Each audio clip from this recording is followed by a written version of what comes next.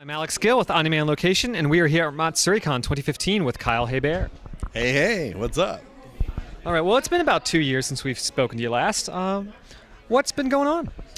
Well, still doing voice acting. Lots of games, lots of anime, traveling the world. It's like the coolest job in the world. So, yeah, I've been a part of some big game titles and some big shows, and I continue to just live the dream. It's something I've been wanting to do since I was a kid, and it's a real honor to get to do this sort of thing.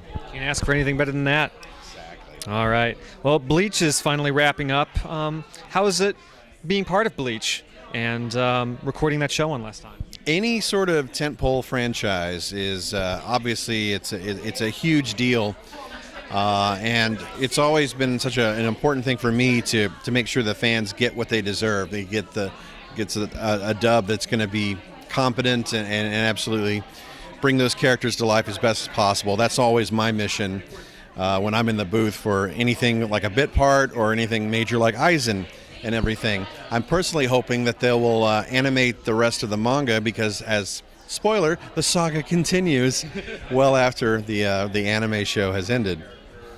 Absolutely. And speaking of other tentpole franchises, Dragon Ball Super has been coming out.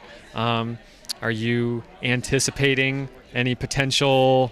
Are you hoping for any? I'm certainly hoping they will remember who was the adult Gohan in the previous incarnations of Z and so forth. But, brand new franchise.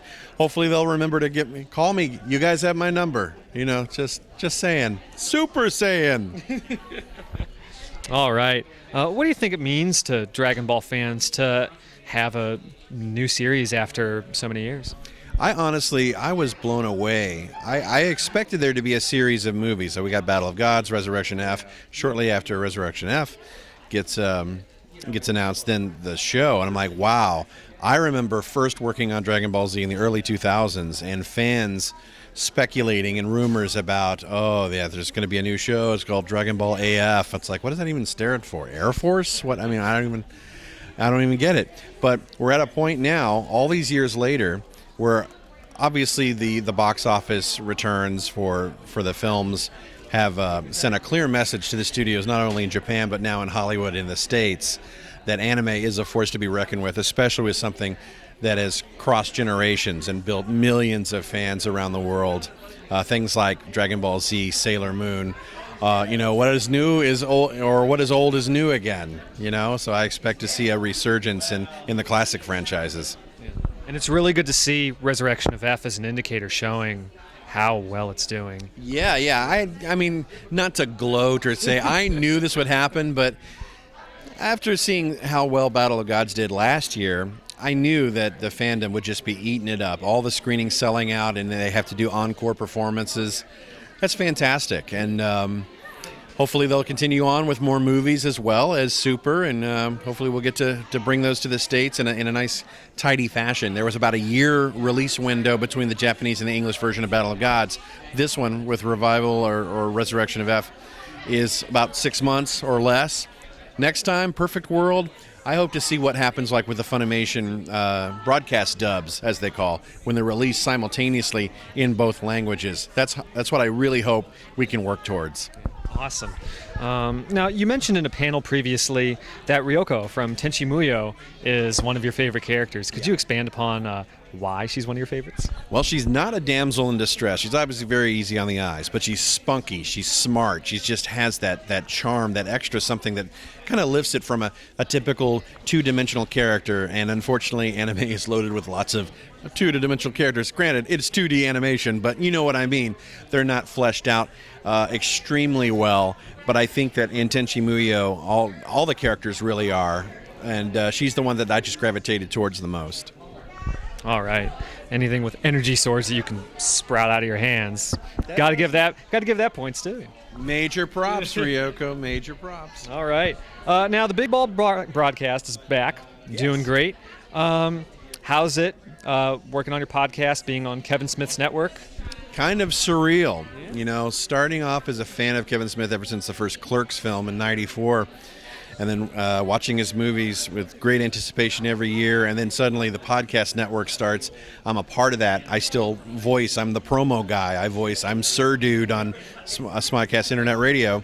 And then, I pitched it to him about a year ago. I said, I used to have a podcast. Is it possible that I could bring that to the network? And they took a while to get back to me, but they said, yeah, why not? You're the voice of the network. You should have a podcast on here. I'm like, oh, okay. I mean, you can't podcast for money. You got to do it for the love. And absolutely having, tapping into, Kevin Smith's pretty broad audience and wide is such a wonderful opportunity. So me and my friend Otherworld Steve, my co-host, who's on the East Coast in the Boston area, we get on Skype and we stream live every Wednesday night at 9 p.m. Eastern, 6 p.m. Pacific. If you follow us at BB Broadcast on Twitter, we love the chance to get instant live feedback from the fans and talk about all things geeky. Awesome. Now, Nintendo announced that Ryu's going to be a character in the new Super Smash Brothers. What are your thoughts on that, working on that project and seeing the fan reaction to that news? That was pretty wild because I had always hoped. It just seemed like a no-brainer that someone, at least a Street Fighter character, didn't have to be Ryu, but something from a tentpole franchise again, be involved in another tentpole franchise. And then when I got the call for that, I was like, wow, this is so cool. This is so amazing. And the folks from Nintendo were kind of freaking out. Like, oh my God, we got the voice of Ryu here. And meanwhile, I'm internally freaking out. I'm totally fanboying on the inside. I'm showing my professional demeanor. I'm just like, cool, yeah, it's cool. I'm here to record. And inside I'm going, yes. And I had to be silent for like 3 months before it came out. I woke up on my birthday, June 14th. My girlfriend, who's now my fiance, goes, guess what, honey? I was waiting for you to wake up. Guess what? It's official. She looks on her phone and says, look, see, Ryu on Smash Brothers. I'm like, are you sure that's not a fan site? Because there's leaks and stuff. And it's like, no, this is Nintendo.com. This is legit. It's like, oh, that's cool. It's real. And it's downloadable too today? Whoa. So I downloaded it, immediately sucked because I button mash and I'm just terrible. I'm so terrible. But still, a great, huge, pivotal title in the Nintendo arsenal for sure. And another great opportunity to play another big character in a big game. All right. Now, what is it like to be Ryu, just in general, over your work in Street Fighter? And what's the character like? What's the core of the character to you? He is. I can sum him up in one word: Zen. He's very Zen, unless you get on his bad side. Then there's the really dark side. You don't want to go on the dark side. Normally you say, come to the dark side, we have cookies. He has no cookies. I'm thinking he needs a hug or some cookies. But once he has the cookies, he'll go back to being the Zen mode that he's always in. He's just the endless journeyman and everything. But then you push his buttons and it's Hadouken! It's all over. All right. Now, you got to be in Titanfall as a grunt. What was it like working on that project, knowing what a huge launch title it was for the new system? Oh, man, yeah. I was greatly anticipating Titanfall, in particular for Xbox One.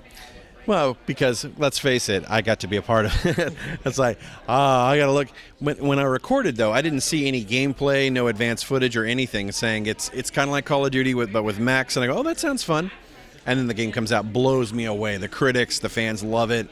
Such a cool title. And I occasionally hear myself because I'm like a background soldier amongst other mini soldiers doing, battlefield chatter. I had very vocally stressful sessions. I had like 2 or 3 4-hour sessions of nothing but screaming at the top of my lungs. Had no voice to speak of at the end of each session. But I said, you know what? It's worth it. I get to be part of this launch title on a major console. I've been a big, huge Microsoft fan as well as a Sony fan and Nintendo. I don't own a Wii, but I love my 3DS. I love my Xbox 360 and One. I love my PS3 and 4 and Vita. All about that stuff. Awesome. Do you have any final words that you'd like to get to the fans out there watching? Fans, thanks for embracing pop culture, gaming, Japanese culture, anime, manga, thanks so much. Make sure that you spend your hard-earned money and support the industry and keep it going. Piracy is not doing any favors to anyone out there.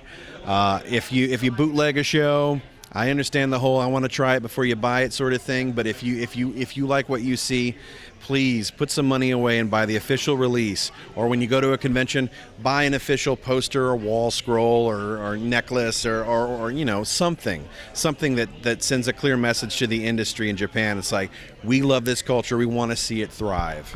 Absolutely. Kyle Hebert, thank you so much for your time. It's been a real pleasure. Thank you.